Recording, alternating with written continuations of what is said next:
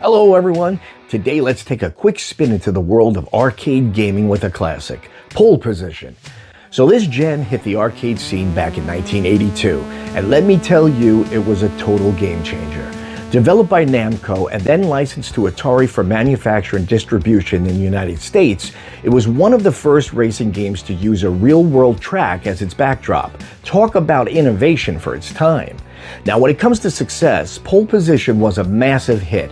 It practically defined the racing genre in arcades and became one of the highest grossing games of its time. I mean, who didn't want to hop into that cabinet and feel like a real race car driver?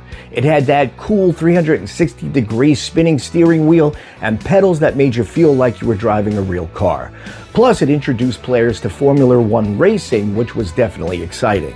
And let's not forget about that iconic theme music that still gives me goosebumps to this day. Today, my arcade has produced their little tabletop version of that incredible game. Will it look and play like its real-life counterpart? Let's check it out.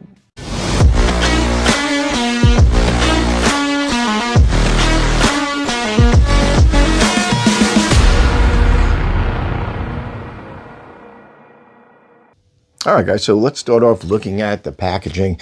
My arcade does a really good job with their packaging. Everything always looks nice, neat. It says here, prepare to qualify, pole position, racing player, 2 games included, which is cool. It has pole position and pole position 2. Taking a look around at the side here, it has the side box art, which looks really nice. My arcade. Coming around the back, shows you the look of the player here, and it shows you that you have both games included, pole position 2. I really like the way they do the display on these boxes.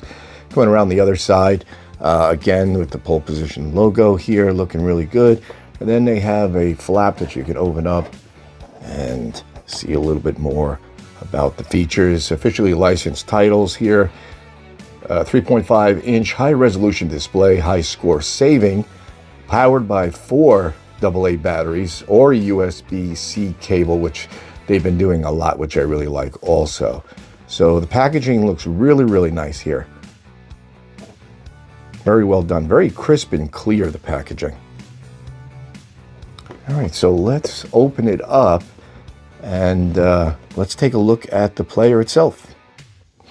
All right, guys, so here we are. We're all powered up, ready to go. Now, for full disclosure, this part of the video has been recorded a few weeks after the original. The reason being, I wanted to actually give this a try for a little while and see how it really plays. I just didn't want to take it out of the box and give you a quick review on it. I actually wanted to play it for a while to see. I also handed it off to my brother, who's a very big pole position player. He's really good at it. Was back in the day, and he still is to today. So I wanted to see what he thought about it. I'll share his opinion with you at the end of the video. But let's turn it on real quick. And it's nice. You got the coin door lights up down there. I don't know if you can see that. It does light up. It doesn't do anything, but it does light up. The marquee does not light up. Okay, so you don't have that. But other than that, everything is really nice. You have pole position 1. You move the steering wheel to pole position 2. We'll pick pole position 1 for right now. And I'll tell you right off the bat, I was a little leery on this whole thing. I didn't think the steering wheel was going to be all that good just by feeling it out of the box. I had a little concerns about where the gear shift handle was going to be. Let's coin up here real quick. But I was pleasantly surprised. It really does control nicely, and this was the right place for the gear shift. Being that it's so small here, you can just get your finger right over there and hit it easy. Now, does it play like the original cabinet? Of course not. No, how could it? It would never. But for this tiny of a cabinet, it is tight controls. It really is. I mean, they did a really nice job with it. You can control this cart easily here. Very smooth. You have full control.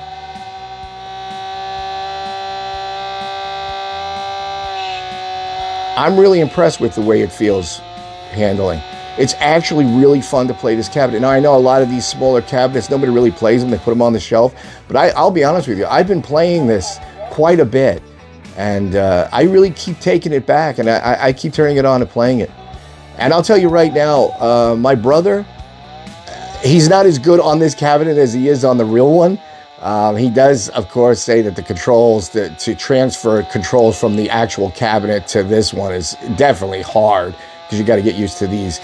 But he absolutely loves it. He said they did a fantastic job on it. He could see somebody really loving this. Especially if you don't have access to the original one, you can really get into this one. It's a lot of fun. They did a great job on it. I would highly recommend this, guys. If you like, or even if you never tried pole position, give it a try. I'm telling you, this is the one small cabinet you're gonna love playing. All right, so it does save high scores. Okay, but I'll get into that a little bit. Let's go to pole position 2 and just give that a look at what the game looks like. All right, guys, so we've got pole position 2 loaded up. Let's coin up, just take a look at it real quick. We'll do the seaside track. Now, I'm not good at all on pole position 2. My brother doesn't actually like pole position 2 either. He is a pole position player only. But they did this game, it handles just as good, even though pole position is a lot harder of a game to play than pole position, the original, especially this track and the others. But it is quick, fast.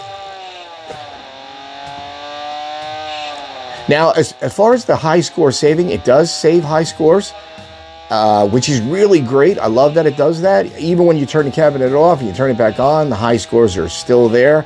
And that led me to question, can you clear the high scores? And I didn't find a way if you could or not. And I reached out to my arcade and I asked them, is there a way to reboot the cabinet and reset the local high scores? And they said, no, there isn't.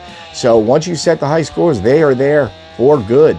So I found that very interesting. So here's pole position 2. It plays really, really good on the cabinet also. So guys, I highly recommend this. If you're really not into these smaller ones and you kind of passed up on all the other ones, this is one, if you're thinking of getting one of these smaller units, I would absolutely recommend this. It plays so great. I go back to playing it all the time. It's really fun to play. They're also going to be coming out with, I think, Outrun on this same kind of a setup. And if they do that, yeah, I'm on board with that one too, because I love Outrun also. So that's it, guys. That's the review. Jestertester saying be well, happy gaming as always. And until the next review, I will see you.